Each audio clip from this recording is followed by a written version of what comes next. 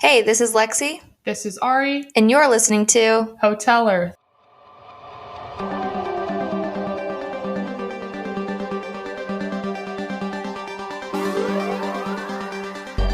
Hi, we'd like to extend our stay. and Upgrade.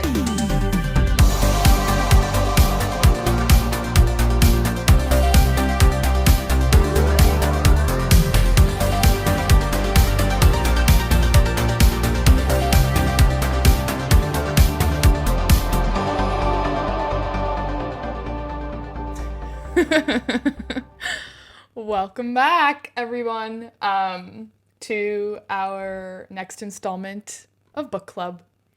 Woohoo! Woohoo! This is a really, really exciting conversation where I don't even know what to expect, honestly. As usual, Lexi and I haven't divulged each other in what our talking points are going to be. But regardless, before we get into all of that, hello, welcome. My name is Ariana. I am joined by my lovely co-host, Lexi Moorhead, and you are listening to the second installment of the Hotel Earth 360 Book Club. Today we are discussing none other than George Orwell's 1984. Take a good look at that. Or let it take a good look at you. Yeah, it's looking at you, trust me. Both covers. Some good housekeeping before we get into this conversation. Please take a moment to subscribe to this channel. We're still trying to grow it over here. And please go over to hotel360.com where you can sign up for our newsletter where we're primarily going to be sending book club updates. And there is also a book club tab, a book club page on our website where you can learn how to officially participate, send us your questions, and all of that jazz. So please go do those two things. Then you can come back and press play on this video. Exactly. So, where to begin? Where do we want to begin, Lexi? Because I mean, look, this book does not need any introduction. It is so not just famous, I would argue infamous in many ways. And it is often deemed as one of the classics. Quite a cerebral read, and even oftentimes like a required reading in high school. Of course, it depends on like when we're talking about / where this book And I did not have to read this in high school, but you did, right? I did. And this book has been banned many a times in many a places. So, ironic. Ironic, as you'll see. But I don't even know where to start with this one. Well, I guess maybe let's talk about a brief description and then maybe like a history of it. Because I feel like this is one of these books that, like you said, it really doesn't need a big introduction. But because it's remained so relevant over the last 75 years, it's probably good to give a little bit of context about when it was written. Okay, so it's not 100% definitive whether George Orwell, the author of this book, started in 1946 or 1947, but what is pretty definitive is that he wrote this feverishly. He was not in good health when he wrote this book, and I believe this was the second to last novel that he published before he passed, and he was only 46 when he died. I think this is pretty sad. the last book he wrote. I thought it was the very last one. Regardless, he was not in... You are right.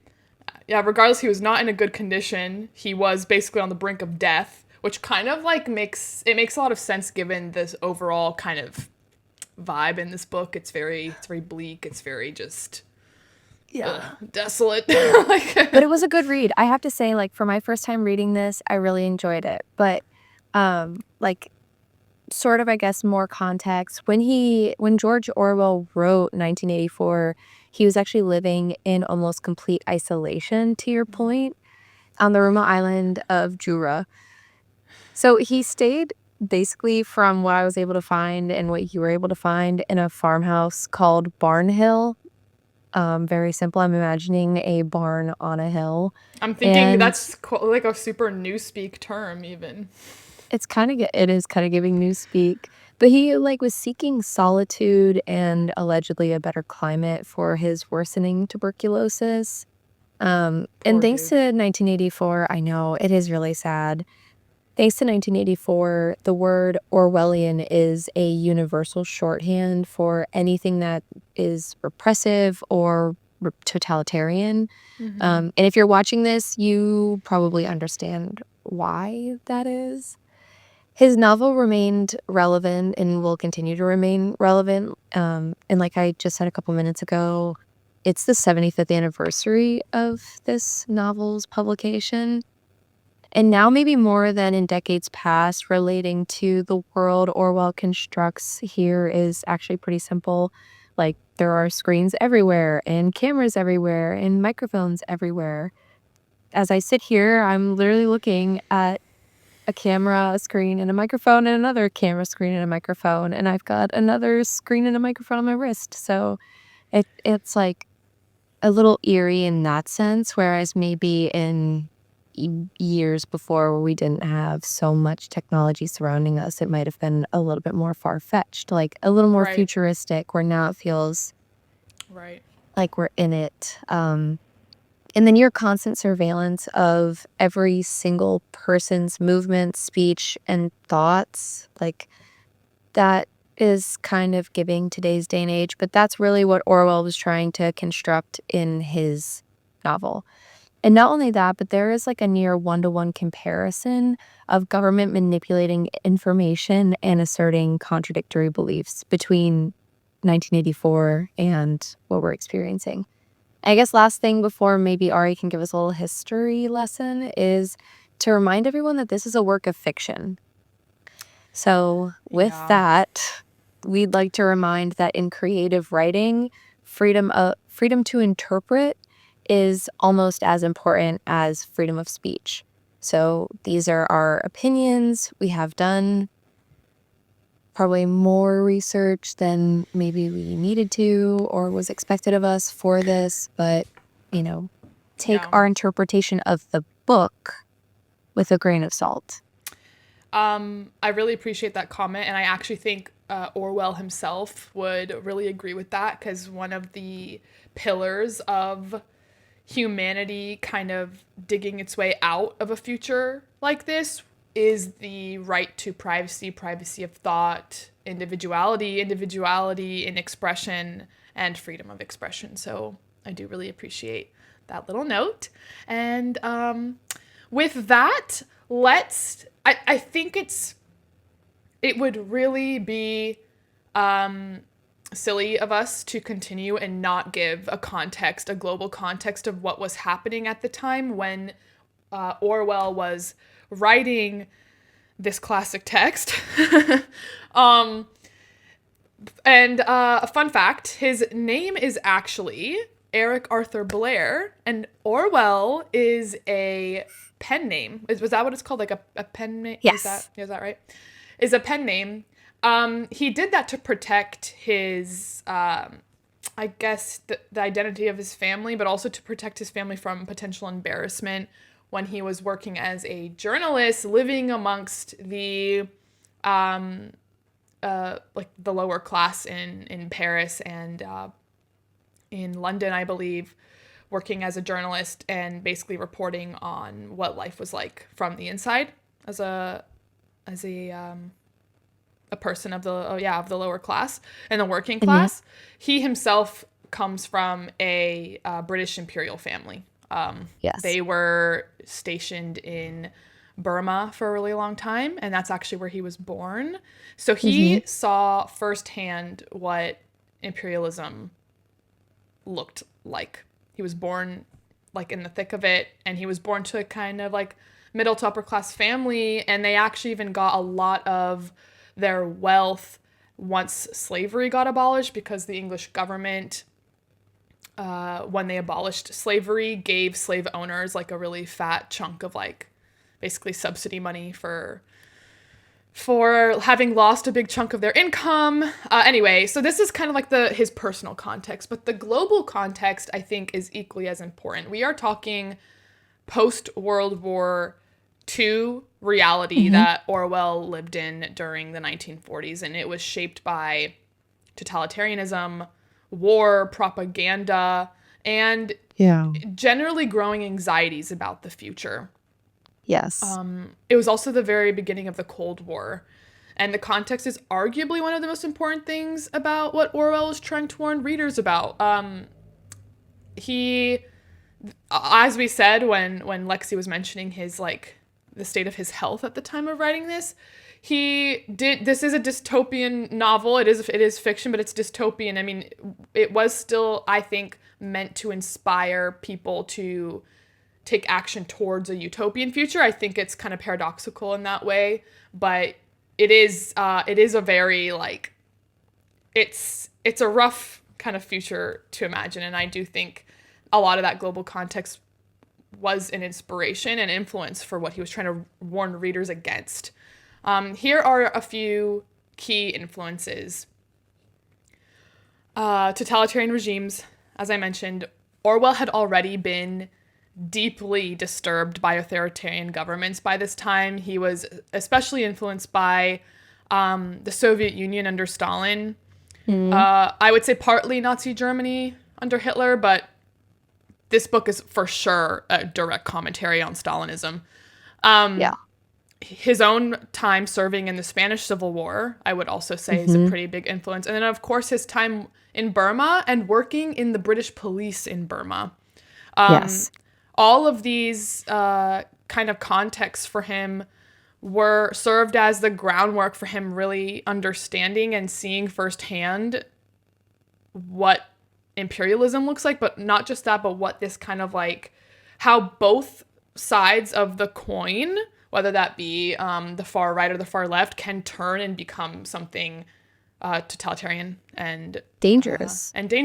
Yeah, so he saw a lot of this firsthand. 1984 draws heavily, as I said, from Stalinist practices, secret police, censorship, propaganda, show trials, altered language, and the literal rewriting of history. And fun fact, rewriting history and altering language is not unique to Stalinist Russia, people. We're actually living a lot of that right now, which we'll get into a bit later. Another key influence would be World War II aftermath, which ended in 1945. The devastation of World War II left Europe in ruins, obviously, and it heightened fears of oppressive regimes. The war had demonstrated the power of state propaganda, control over information, and the general dehumanizing effects of this type of large-scale warfare. Of course, another influence would be the Cold War beginnings. By 1948, the Cold War was in full swing and marked by ideological conflict between Western democracies, mainly led by the US and the United Kingdom, and the communist bloc, which was led by the Soviet Union. Orwell feared that ideological battles could lead to perpetual war, which is a concept central to 1984, the idea of perpetual war and meaningless perpetual war. Well, meaningless isn't quite the right adjective because it had a meaning. Again, we'll get into that.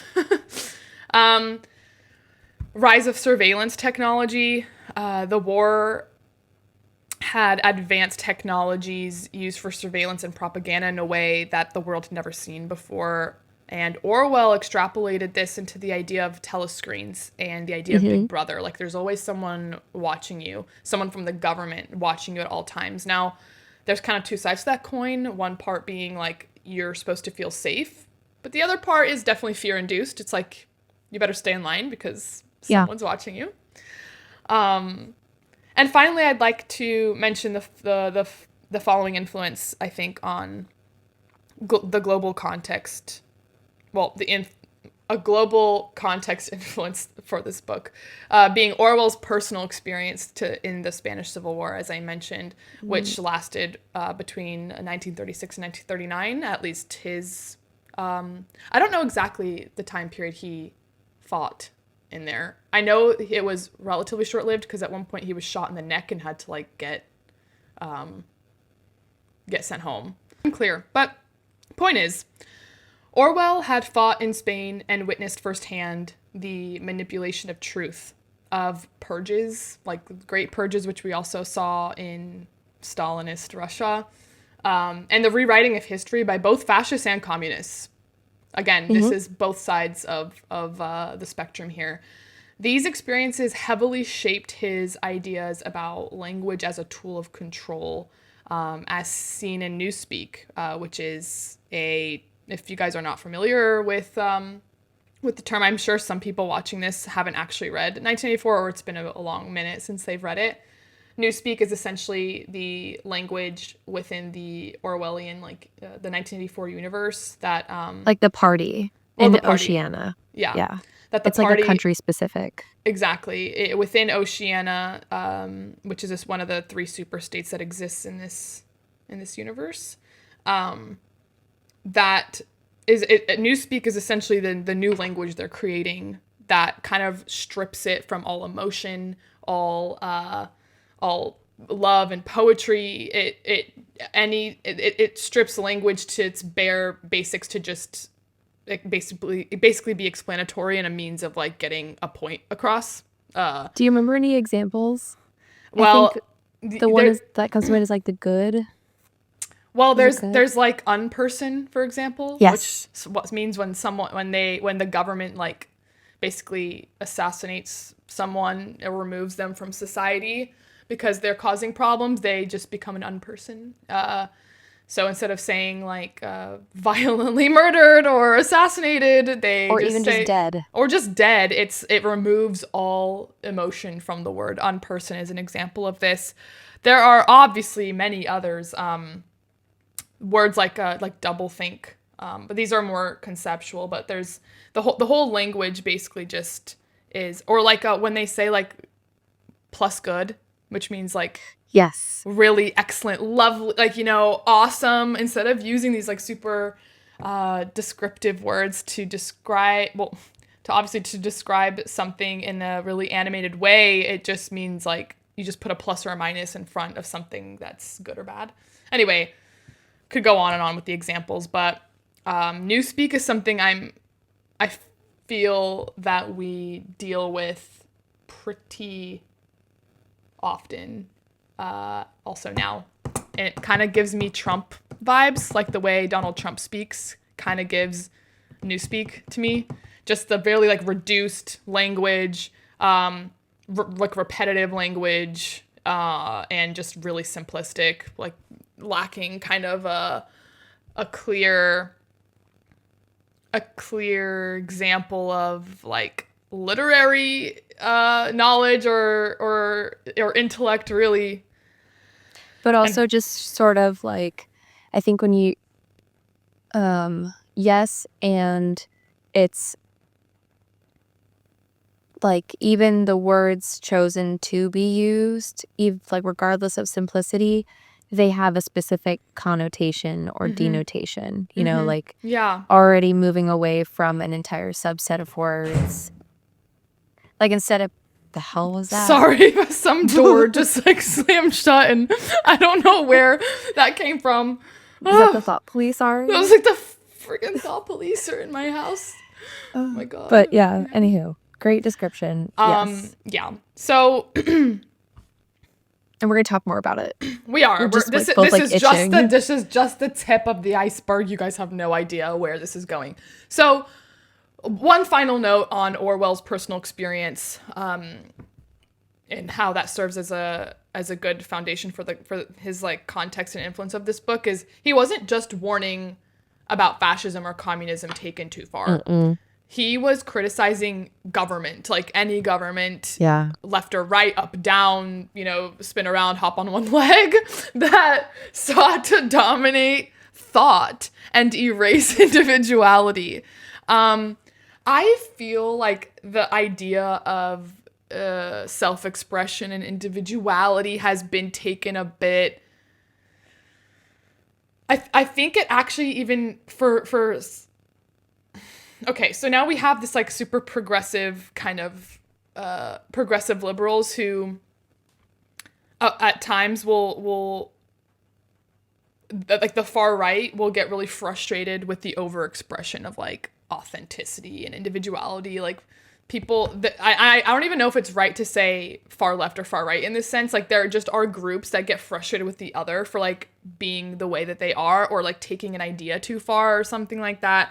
I'm not trying to go there. Like those kinds of conversations, frankly, I think are useless. What I'm trying to say here is that the freedom to think freely, like that it wasn't about him being able to express himself as a unicorn. Like I'm talking about like the actual, like this book dives into how a government can actually alter your opinions, alter how you form opinions, and alter your ability to think for yourself. And this is the scariest, I think, existential threat that we could face alongside climate change and an environmental crisis, which of course we need to show you guys how that ties in to this conversation, which of course we will do.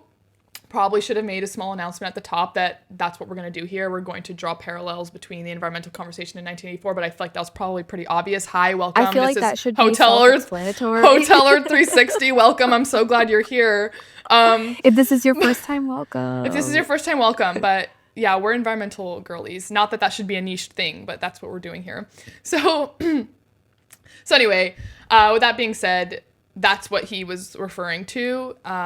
And he once said that every line he wrote after 1936 was directly or indirectly against totalitarianism and for democratic socialism. I want to leave us on that before we continue, but also keep in mind he did also critique democratic socialism when he was referring to Ingsoc, which was technically the party's like political approach. Ingsoc being English socialism, I believe. Socialism. Yeah, literally right there in black and white. Exactly what Ari just said. English socialism. So the party here, this totalitarian, authoritarian government that he's critiquing in this book, called itself English socialism. And he's also critiquing even that. Even that can be taken too far. So I'll leave us with that for context. I hope that was painting a good, vibrant enough picture for what we're dealing with here. I think we are teed up perfectly to be able to have a really fun conversation and have everybody be like looped into what wavelength we're on. So thank you, Ari. Thank you. All right. Well, before, what do I mean before? We're already in this. We're in the thick of it. Why don't you tell us? No, we're in it. Why don't you tell us let's follow a similar cadence to how we did our last book club video. Yeah.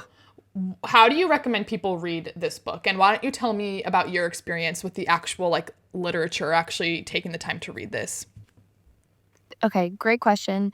So, this was actually a very straightforward read. There aren't a lot, Orwell writes beautifully. I think that I was definitely transported into Oceania while reading this. It wasn't too over my head, and even like not having any context about the historical like relations to when this book was written, I had no problem like picking up what he was putting down, so to speak. And I have to say, as someone who tends to take a bit longer when reading, this actually was a very short read. It's 265 pages, and I am pretty sure I read it in just about a month, which is not too shabby. I know that the last time we did a book review, one of us had the hard copy and the other had an audiobook. I don't know that I have a strong inclination as to which would be better for this, but I will say the audiobook might scratch a certain itch, especially if you're someone that likes storytelling and podcasts. I think that this could be a great audiobook. Just to hear the description from someone else might be like very nice. I think it would depend on who's narrating. Like if you have like an Anthony Hopkins kind of voice like narrating this book, that would be Anthony Hopkins, if you see this. Oh, that would be so sick. That would be so sick. I'd listen to that. I think I would too. The only thing I'll say about the audio version is that there are some parts of this book that I could not do in audio because I had to sit there, reread, be like, what the hell did that say? And like go underline, annotate. Super fair. And for me, it required, okay, so. How many times have you read this book before you start? This is my your third or fourth? This is my second time reading. Okay. I read it in high school, and let me tell you, you need to reread this again if you read this in high school and you're now an adult functioning in society. Like, please, your prefrontal cortex was not developed. Reread this, okay? And even if you're not an adult functioning in society, you need to reread this. You can be an unemployed deep thinker. I don't care what you do, but ponder this, okay? Like this. Ponder this. I feel like I read it for the first time. Yeah. Rereading it. I don't know what I was doing in high school. Honestly, I think this is kind of part of the issue with our education system, another tangent, but like I was reading to like do the book report and like move on with my life, you know. I was reading for like the exam. I did not. I mean, I always understood what it was talking about, like, okay, but I did not sit here and draw parallels or like think that this was a potential threat or even actually really think about what he was trying to tell us or what the overarching themes here, what their meaning was. I mean, I wasn't thinking about any of that. I was like, okay, yeah, let's do the chapter a week or a day. I don't even know, but it doesn't matter. Point is, reread this if you read it in high school. Okay? Thank you. I devoured this book. Yeah, you did. Like, I would say this took me top 7 days. Like, I don't remember exactly. Maximum, it was less than 2 weeks, but. It was. You read it, because as soon as we knew we were reading this, I feel like you were done. Like, yeah. I decided we were reading the book, and then the next time we spoke, you're like, and I'm done reading it. Like, I just found it to be so gripping. And I wouldn't even say I'm necessarily like a fast reader. Okay, like I have very ambitious reading goals, and I don't always meet them. But I'm a pretty average paced reader. I mean, I like to prioritize it. That's the thing, especially like when we do book clubs. So I do prioritize, and I'll get it done. But I'm not like a fast reader. My friend Lucy, shout out. She loves books. Hi, you've met Lucy. We love Lucy. She's lovely. She's getting a plug as well because she just started her own newsletter and podcast with her friend Julie, and it's all about books. It's like about books and cozy. It's amazing. Go check that out, you guys. We'll put the link in the description. We'll put the link, and it's also going to be included in our newsletter. Another reason to sign up there. But it's called No Plot, Just Vibes. Anyways, she reads. Like, what is it, August? I know she's already read over 50 books this year. I think she's read 53. And it's August. We've got 5 more months left. So, yeah, then you just use that as context. I'm not a fast reader. I'm going on tangents today. I'm sorry. It's okay. Bring it back. Hone in. Let me throw it in. Reel me in. Thank you. I was so intrigued.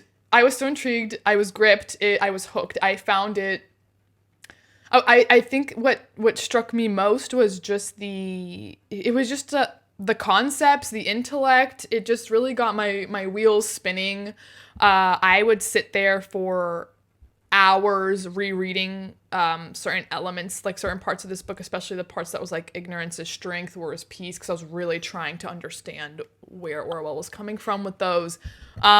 So realistically, it probably takes someone a few days just to get into that mindset. Like just to, if you're not used to this type of fiction either, if you're not used to like a cerebral read, like, again, cerebral being, it's not complicated. It just gets you thinking. So, if you're not used to that, if you like your little romantic books or like your summer reads and like just something that's easy, you flip through. If you're a Colleen Hoover girl, like, okay, it's going to take a second to get into that mindset.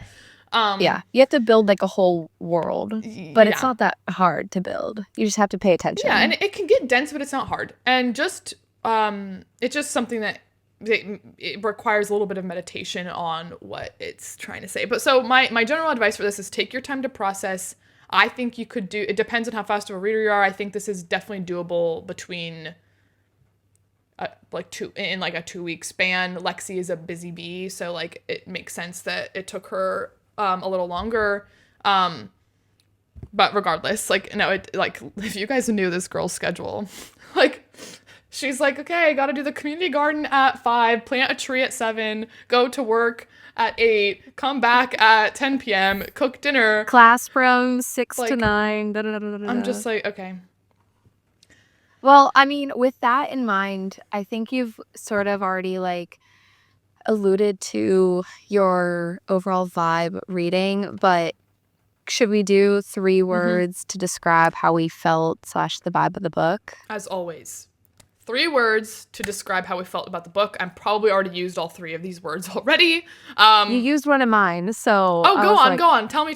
What are yours? Damp. Oh, I love that. Right? Damp? It is so damp. This book is so damp. The whole thing. It's a clammy dampness, you know, it's clammy. It's you know what, it puts me immediately into Winston's apartment when you say that. When you say that, I am in Winston's clammy, damp apartment, like with his varicose ulcer. Ew. Like, that is an ailment I have never heard of before, and if anyone has one, I am so sorry. I don't want to know anything else about it, though. I hope that this is my only experience with a varicose ulcer. I'm sorry if I just like shamed you for that, but it was not pleasant to keep reading about. Yes, this book is so damp and clammy. Great word. Yes. Okay. So first was damp. My second is gripping. Okay. Which you have used a few times to describe. Gripping in the sense of like, not only once you get into it are you sucked in, but also like the characters are gripped. Like, there's no point in this read where you're not like on the edge of your seat, like your tightness in the chest, and it's the same for the characters. And my last word is lingering. Ooh. Because it's, again, a description of how I felt. Like, these concepts are going to stay with me more than likely for the rest of my life, so much as my brain can keep up. And also for the characters themselves, like, it felt, as much as there were conclusions to different things that came up throughout the book, you're still left with this like lingering wonder, like, what actually happened though? Yep. Is that real? Mm-hmm. Is Winston a reliable narrator? Mm-hmm. Mm-hmm. So those are my 3 in the very short description. What about you, my dear? Amazing words. I thoroughly enjoyed that. My 3, one, hopeless. Like, I hate to use that word, but I felt just, especially when you get to the end and you're just like, seriously, like, really hopeless. Second one I know I've already used is bleak. What a bleak book. What a bleak universe. What a bleak experience. And kind of with Lexi's word of like lingering, I just felt so unwell after that. Like, the bleak just was my identity for like 2 weeks after. I was down bad. After this one, I was crashing out. Am I using all the Gen Z terms correctly? Yes. Okay. Yeah, that's why I'm like, who are you? Yeah. You spend 1 week with your sister and finally you're back with it. Shout out Roshan for keeping me cool. Thank you, Roshan. The final word is revelatory. Ooh. Revelatory, because if this kind of thing doesn't kick your ass into full gear, I don't know what will. If this doesn't make you think for a hot minute about how we're contributing to a system that's built to keep us oppressed, like, I don't know what will. So yeah. Revelatory, it made me, it was really cerebral. It made me think a lot. And I would love to add damp. I'd love to add damp to this list, but those are my 3. Let's do the highest level 30-second. Okay. This is the plot. All right. Summary. And this whole thing, spoiler. Don't watch this video if you haven't read the book and you don't want to know what happens. Well, let's say at least right here you may get spoilers, and for the next couple seconds I'll announce or we can maybe write on the screen when to skip to if you don't want to get spoiled, but you're watching the book club video, you're gonna get spoilers. All right, let's see how quickly I can do this. So it is, as we said, we're talking dystopian novel set in a totalitarian state called Oceania, which is ruled by the omnipresent party led by the mysterious figure Big Brother. The party controls every aspect of life, including thoughts, and through constant surveillance, propaganda, and the manipulation of the truth. This particular story follows none other than Winston Smith, a low-ranking party member who works at the Ministry of Truth, where he rewrites historical records to match the party's ever-changing narrative. Secretly, Winston despises the regime and dreams of rebellion and ponders whether a secret rebellion and a secret brotherhood exists or not.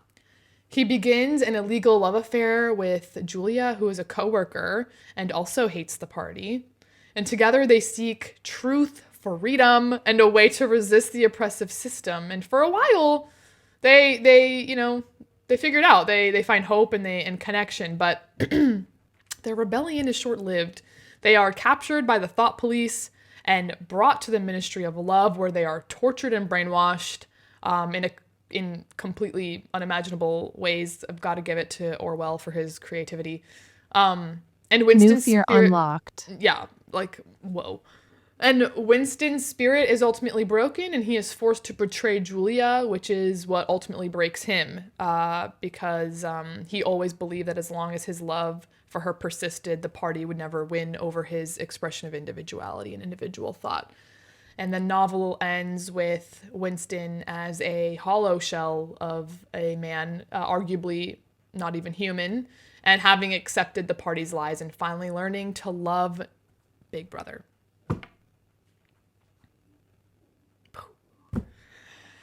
Some themes to keep in mind here.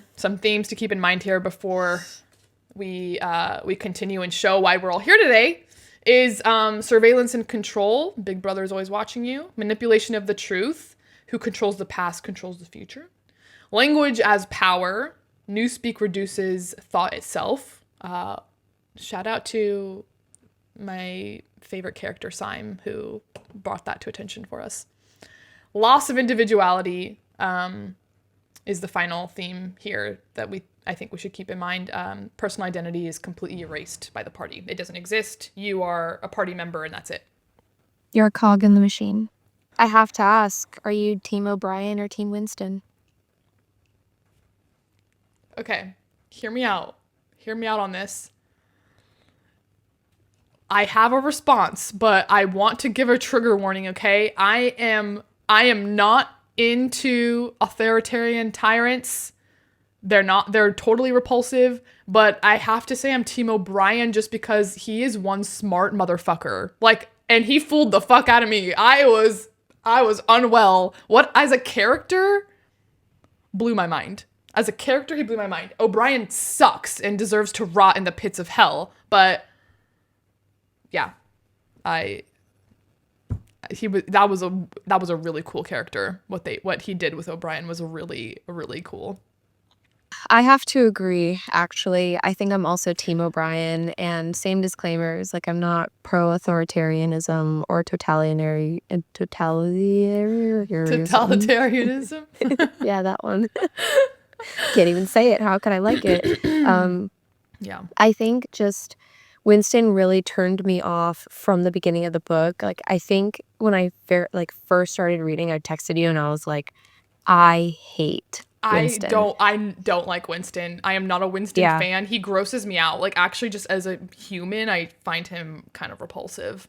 But sorry. I agree. And it has nothing to do with how he is described as like it has nothing to do with his like physical description. Like No, I'm not talking physical, yeah. No, it's not anything to do with like the fact that George Orwell does a great job to describe him as a sickly looking individual. But he does an even better job making Winston have a sick, twisted mind.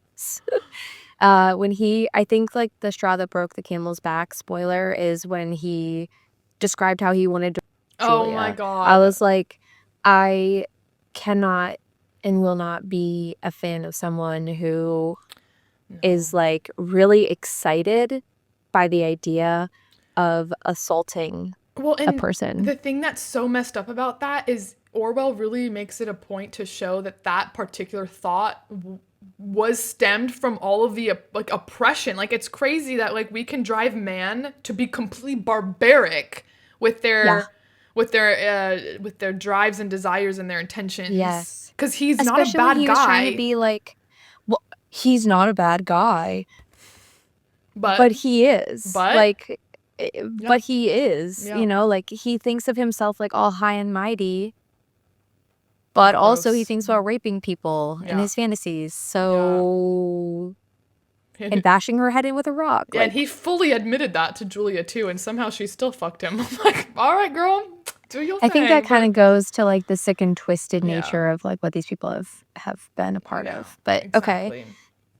Then my next question for you is, how did you feel when the plot twist came? Were you expecting it? And also like making sure we're on the same page of like what was the plot twist?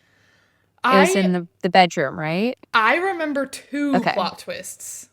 Okay. So they happen quite close to each other. I feel the first one was the bedroom when Mr. Charrington turns out to be a member of the Thought Police. That broke my heart and my spirit into a million pieces. The second is finding out O'Brien is not a part of the Brotherhood, but in fact a loyal party member. And actually ends up being the one performing the interrogations and the torture on, for sure, Winston and probably Julia too. I just got goosebumps thinking about that moment again. I felt my heart drop into the depths of my gut when we found out about Mr. Charrington. And it was even worse when O'Brien came into the scene and then the torture started. Oh, that was just awful. That was awful. I agree. I feel similarly. Those are definitely the two plot twists that come to mind. And I will say, the moment when they're in the bedroom is rough because you see Winston as a character almost transform over the course of like the first two parts of the novel. And in the bedroom is really when he finally is like, oh, wait, like I see human beings for human beings, which is such a turning point based on what we were just talking about. Like he was like, I wanted to essay Julia and murder her. And then all of a sudden he was like, wow, that woman who I basically reduced down to nothing but something to give birth and to take care of babies is actually beautiful. Mm-hmm. So it was like really upsetting to see him finally like almost come up for air, like breach the surface of this water, and just that as immediately as it happened, the party basically like drug him down and drowned him. And in a way it was like I'm getting goosebumps. It was like one of the first times we see this happen a few times in the book, but that moment in the bedroom was just like, it felt like warm honey. Like it was like the first time, one of the first times when Winston and Julia experienced like this truly human moment. Like they're together, they're vulnerable, they're happy, they realize how much they love each other. He's even, I think, watching like one of the proles outside doing some like laundry work, and he's admiring her. And Orwell describes this prole that he's watching as not like as anything like artistic or attractive. It's just like Winston was just enjoying watching like people watch it. It was just like such a gorgeous like human moment, and it was so vulnerable. And I believe like they had just like finished like making love or something, and they were even naked. Like they make it really raw, they make it really vulnerable, and that scene was so warm. And the messed up part is that we know something's coming. Like, like you can feel it, like this is too good to be true. And right then, in that like most just delicious moment that they're sharing, the telescreen is revealed behind the goddamn painting. I was just like, you gotta be kidding me. I was so I know. I was so unwell. Anyway, again, sorry about the tangent, but yeah. It was a special moment. Hats off to Orwell. I really did not know how this was going to end, and when that happened, I was clued into what inevitably was coming, and the whole time you're just hoping like, but don't, because 265 pages total in this particular copy, and I think it's the last 90 where everything gets flipped on its head, and you just you think maybe it's gonna get better, and it plot twist or spoiler, bleak. It doesn't. Hopeless. Yeah. Oh, I see this third question here that you posed that says, who do you think should be cast for a 2025 version of 1984, the movie? Are you just talking, is this limited to actors, or is this like anybody in the world? I guess it could be anybody. That's an interesting take. I chose actors to paint like a kind of picture. I can go first because I did think about this, but I think if for 2025, okay, so we're talking about, I wish I could give like a 90s cast for this, but let's do 2025. Because if it was 90s, I would totally do Helena Bonham Carter for Julia. But anyway, O'Brien, I think, is like a scruffy Christian Bale. I think Winston is Eddie Redmayne. I think Julia is either Olivia Cook or Emily Carey, who plays Alicent in House of Dragon, younger version and older version. I think Syme is Childish Gambino. Yeah. I picture him like with crazy hair and like glasses, like. I think he would slay that. I think Parsons, and he's like the intellectual who's like a little bit too proud, right? He gets a little carried away. He starts going off about all the ideas of the party, like a little bit too loudly. Even Winston's like, this guy is toast. Like, but I think Parsons is Seth Rogen. Parsons is that like really annoying neighbor. Yes. Yeah. And I think Mr. Charrington is Javier Bardem. Like, I imagine obviously the name doesn't really reflect Javier's like chotch, but like, I think I picture when he's Mr. Charrington, like not the secret police, like they make him look really old and like haggard, and like maybe he's got weird spectacles on, and the second like he's thought police, it's like all that's gone. He's got his full head of hair, and he's like kind of sexy, and he's like, bitch, you thought. Like, that was sort of my take on that. I'm just going to say +1 because I'm not plugged in to all of the things, and I think that you picked a great cast, so I have no notes.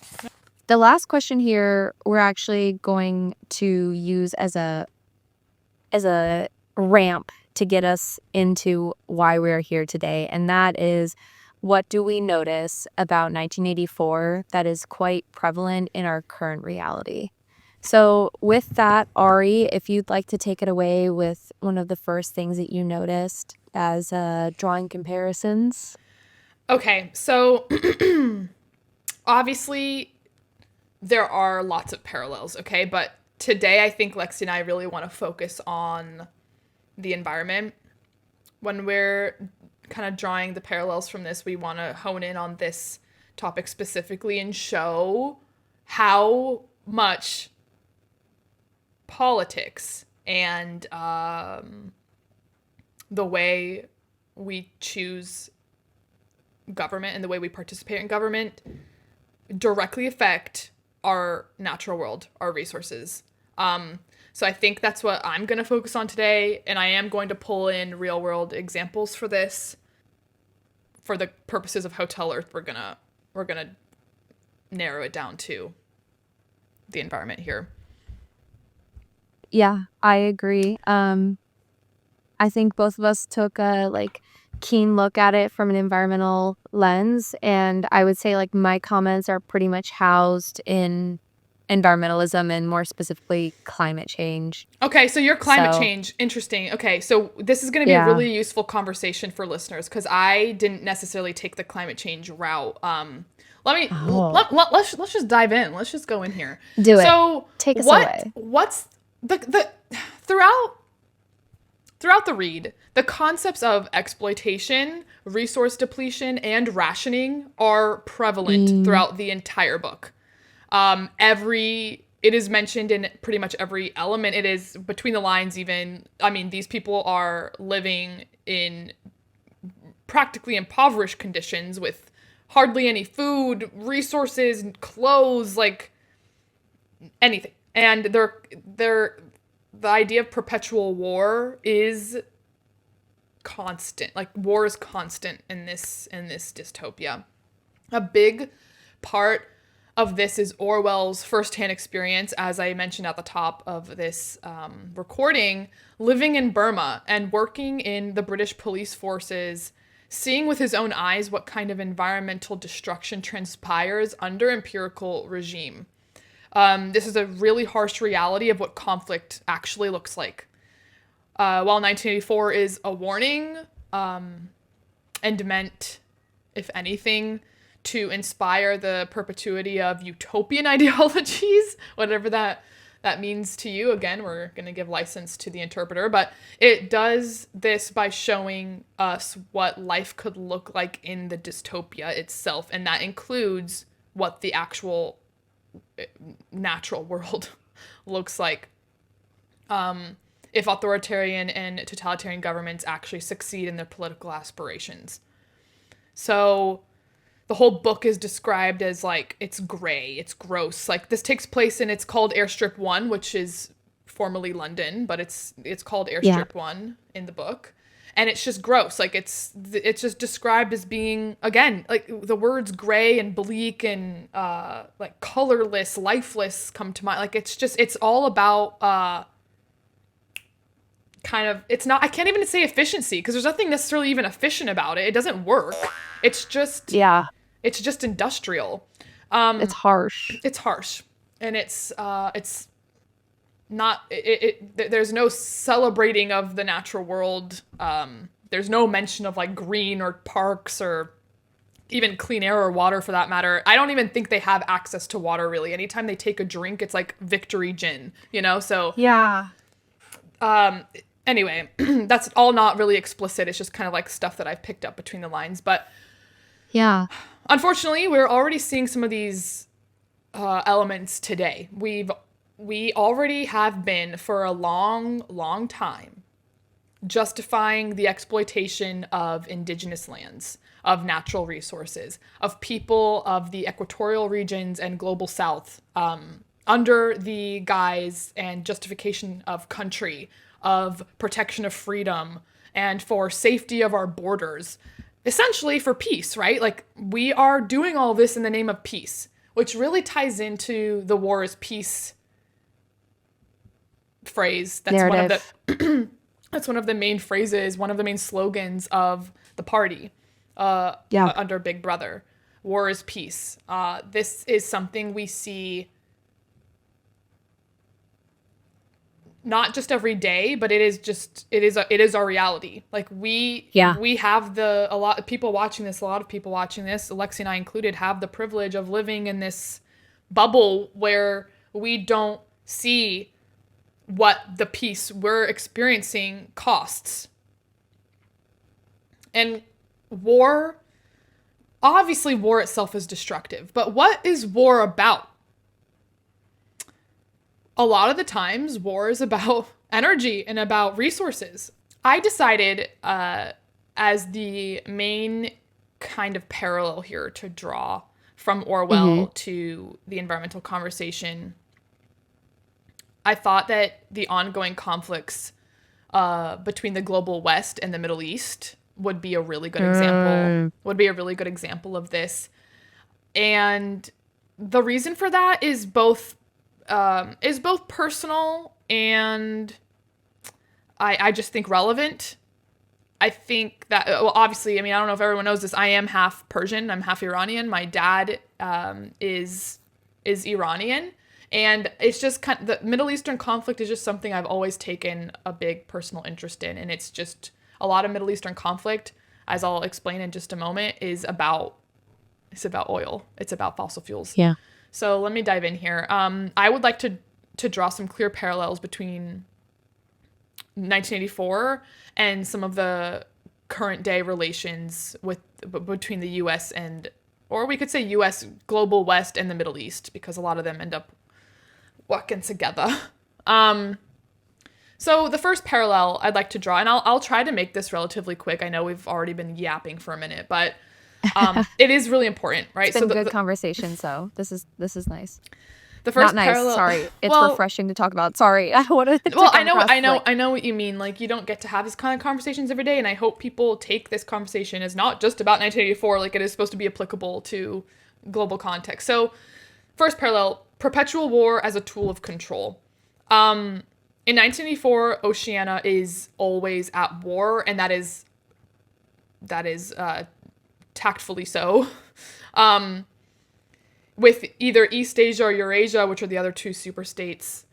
And the enemy may change, but that doesn't matter. The key isn't victory, it's perpetual conflict, which unites the public in fear, distracts them from domestic issues, and justifies totalitarian control and surveillance. In real life, when we talk about the United States involvement with Middle Eastern conflict, after 9/11, the United States entered a war on terror. And that just became open-ended. Did it end? No. The war on terror is meant to be a forever term. We're always, terror, aka Middle Eastern. What? Yeah, what is that? What is that? A lot of times we end up. Terror? Well, a lot of times, thanks to cultural appropriation, we end up lumping now certain ethnic backgrounds and origins into this word terror, when that's obviously not true, or it's inaccurate, and it's honestly, it's what's the word I'm looking for? I guess prejudiced. Regardless, racist works too. There's never a clear singular enemy with the war on terror. It could be Al-Qaeda, the Taliban, ISIS, Hamas, like, there's never a clear enemy, and it could be changing, and sometimes we're the ones funding one of the groups, and then we're not, and like, it's like, okay, there's no definitive end, and there is ongoing military presence in the Middle East.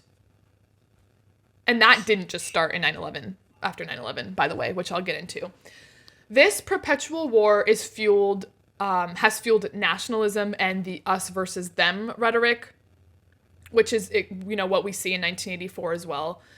Justified surveillance programs like the Patriot Act or NSA spying, and was framed as necessary for freedom and safety, much like Oceania's propaganda of war is peace and freedom is slavery, and any other kind of propaganda that they were putting on those posters around Airstrip 1.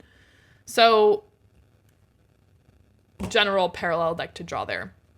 Second one is the exploitation of resources and economic interests. So this one gets a little deeper, bear with me. In 1984, resources are constantly scarce, and the state controls all production. War maintains social hierarchies and consumes all the surplus, which keeps the populace poor and dependent. The idea is war actually isn't trying to win anything. We're just always at war because that gives us a reason to keep producing at high rates, but not give the surplus and distribute the wealth and the goods to your own people. That's what that is about. And it keeps them dependent, and it keeps them, it encourages you to put your faith into the people who are going to keep you safe, which is, in this case, the people at the very top. Yeah. The inner party, so it's called. In real life, many critics, including myself and Lexi, argue that U.S. involvement in the Middle East was driven and is driven as much by oil and strategic interests as by national security. This is 1,000% a doublethink example. This is like doublethink being you say and maybe even believe one thing, but you also believe its opposite to be true. So you may be saying this is a national security or this is a question about maintaining peace in our country and maintaining safety in our borders, but it's also about oil. But you may be saying one and knowing damn well it's the other. The other. Private contractors profited massively from this type of prolonged conflict. Think defense companies like Lockheed Martin or companies like... Still. Or companies like Halliburton, which is a major provider of products and services to the energy industry, specifically focused on oil and gas exploration and production. The Iraq War of 2003 is often criticized as being tied to oil interests rather than national safety as media portrayed it. And finally, there's the U.S. involvement in the Iran-Iraq War of 1980, which again, as I said, I hone in on this one particularly, not only because it's personal for me, but also because it's probably the conflict I know the most about. Granted, I want to list quickly similar conflicts that are happening around the world I want to acknowledge that it's not like this is the only thing that matters. In China and Russia, North Korea, Israel, Palestine, Venezuela, Sudan, like we are seeing similar conflicts, but I'm going to hone in on this one because it's the one that I know the most about, and I don't think it's talked about much. So most people probably don't even know what the Iran-Iraq War is. The Iran-Iraq War of 1980, just in the name, it doesn't even imply the United States involvement. And the United States was a very big player in this war, and my father is actually a refugee of this exact war. So this one is hitting very close to home, but I'm going to try to talk about this in the most unbiased POV as possible. Oil was a major factor, and here's how.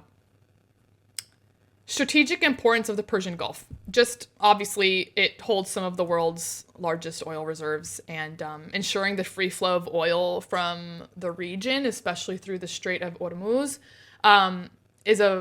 which is a vital shipping lane, was and remains a top U.S. priority. Mm-hmm. Containment of Iran after the 1979 revolution is another way that this perpetrated or transpired. Perpetrated maybe doesn't make sense. Transpired. After the Iranian Revolution. Perpetuated, thank you. After the Iranian Revolution overthrew the U.S.-backed Shah and created a theocratic regime hostile to the West, the U.S. viewed Iran as a threat. Iran also threatened to export its Islamic revolution, with potential to destabilize oil-rich Gulf monarchies like the one in Saudi Arabia or Kuwait, which are key U.S. allies. So the U.S. saw supporting Iraq, at least indirectly, as a way to weaken Iran and maintain regional stability, especially oil stability. I want to keep honing specifically. in. Yeah, I want to keep honing in on the oil of it all. Of it all. And this one might come as a bit of a shock, but this also was demonstrated in the U.S. support for Saddam Hussein. Yes, really, like that was fully American-funded ordeal. The U.S. provided military intelligence, satellite imagery, and dual-use technology, all of which could be used for weapons later. Iraq used chemical weapons, and while the U.S. publicly condemned such attacks, it did not cut off support ever. Why? Because Iraq was seen as the weaker threat, and its victory would protect oil interests and contain Iran. So, finally, there's the tanker war and U.S. naval involvement. In the late stages of the war, Iran and Iraq attacked oil tankers in the Gulf, and the U.S. began reflagging Kuwaiti oil tankers and escorting them with U.S. Navy ships, claiming to defend freedom of navigation. But this was essentially a military protection for oil shipping. A clear indication of how oil dictated this entire front, this entire ordeal. So bottom line, this is a prime example of not only doublethink, but also how oil was a central driving factor in the US's involvement in this conflict. And the US, again, another parallel to 1984, the US didn't want either Iran or Iraq to win outright. It wanted to prolong the balance of power, protect energy interests, and maintain military influence over the Persian Gulf. So overall, US and Middle Eastern conflict created an economic system where war was profitable and peace was not. Yeah. Echoing Orwell's idea that war is peace. Yeah, and it's especially concerning to think about these instances now where the U.S. is like bringing the energy needs of a country to the forefront of conversation. We see it when the current federal administration talks about opening up land leases for drilling in national parks in the name of like not oil crisis. It's not oil. You don't say the O word anymore. Now you say energy, because energy, again, using language is not something that has been vilified. Like, we all need energy, and it actually, I think, has like a rather positive connotation, at least in the United States, when it's spoken about, whereas oil doesn't. Right. So I think just like keeping that in mind as I like go through my day-to-day life. And I really appreciate, Ari, like you sharing such a specific example of how you've got you have, like, I guess to some extent, newspeak, like you're changing the language of how you talk about a topic to basically like silo it and veil your true intentions from the masses. Like, people didn't think of the war, and I think still, like, people may not necessarily consider the war on terror in the same way that we are here in this conversation. Like, people will still completely vehemently disagree with our take on this, and they will say, no, this was an effort to protect our sovereignty, to protect our peace, to protect our freedoms. But as much as maybe that has some truth to it, I would disagree, and it's in that being the main driver. Right. And this kind of also goes towards like the doublethink of it all. You know, like, exactly, because that's both, like a big part of it. Both are technically, I wouldn't even argue that one is true and one isn't. I just think that it is doublethink, because both opposites are true, are the case. Like, it is, whether it's one or the other, it's like the ability to like actually believe one while also believing the other exists. I think that's what's happening here. I mean, the the propaganda, the language, the doublespeak. In 1984, we see how the party manages and manipulates the language, aka newspeak, to limit thought, and words are redefined or even erased, and doublethink allows people to accept those contradictions, aka war is peace, Yes. ignorance is strength, you know? Yes. And Yeah. we see all that in real life. We see language manipulation. And it's not just Stalin, Russia. We see it in U.S. political No. discourse. Like, we see it And, in you know, like, we're not necessarily saying, like, one side is guilty of it and the other right. is not. Like, let's be very clear. Both sides have their own agendas. And, like, I guess sort of a point to be made is every society is guilty of writing their description of the past in a way that fits their interests. Yep. U.S. history, we're not going to... I don't recall, at least in my younger years, learning about, like, our beginnings of our country probably in the same way that you would if you were in Britain. Interesting. Or talking about, Yeah. like, slavery in the U.S., like, how, like, it wasn't an honest perspective of what slavery is generally. It's like people worked for other people and it was bad. But it's so much deeper than that. You know, like, there's systemic everyday problems we still have that came from it, and it's not addressed. So, like, just saying it's not necessarily one side or the other. Right, This is right. something that happens in all societies, but just pointing out the fact that we as a species should take into account when we are being educated or when we are being told information, especially by governments or groups in power, that there is a narrative that they are biased by, even if it's an unconscious bias. Absolutely. I mean, absolutely. You and I have experienced it. Everyone does, but some obvious examples from even our childhood would be, you know, when first of all, our lack of education on certain Topics. well, in certain topics here, especially being the ones that the U.S. is directly involved in, but it's always, like, just told as a story that is, abroad, like, that's not our problem, or even Or in the past. Let's keep it's it over. Yeah, let's keep it home. Let's think of the civil rights movement. How has that been told a zillion different ways? How have they manipulated the past or what they're telling of the past to how we would perceive it now? Their removal of color from the photos to make it look like it was so long ago and it's so far removed from our history. I mean, all of those images were colorized back in the day, and now we only see them in textbooks as black and white.